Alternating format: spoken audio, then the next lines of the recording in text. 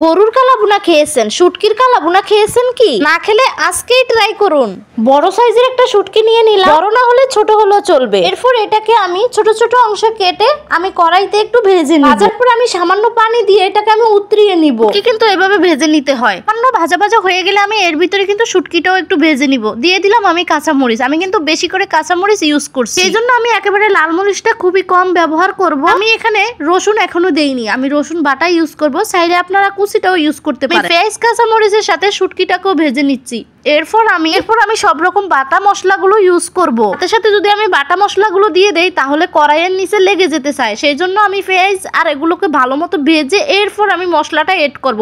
আমি কিন্তু এখানে কোনো পানি অ্যাড করব না, আপনারা দেখতেই পাবেন। এই যে আমি এখানে মশলা দিলাম, আদা বাটা দিলাম, রসুন বাটা দিলাম। এই বাটাগুলো দেওয়ার কারণে কিন্তু একটা ঝোল থাকবে, সেই ঝোলটা আঠালো আঠালো হবে। কি ভাবছেন মাঝপথে ধনিয়া পাতা কেন দিলাম? মাঝপথে ধনিয়া পাতা দেওয়ার কারণ হলো সব রকম মশলার গন্ধটা চলে যাবে, সেই জন্য আমি এখানে মাঝপথেই ধনিয়া পাতা দিলাম। ধনিয়া পাতা কিন্তু আমি লাস্টেও দিব।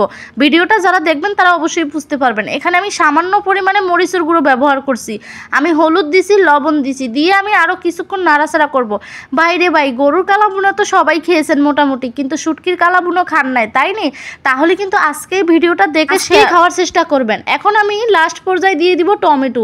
টমেটোর থেকে কিন্তু পানি বের হবে, সেই জন্য আমার আর এখানে পানি অ্যাড করতে হয়নি, কারণ আমরা সবাই জানি টমেটো থেকে কিন্তু প্রচুর পানি বের হয়। টমেটোটা দেওয়ার পরে আমি সামান্য নাড়াচাড়া করে নিব।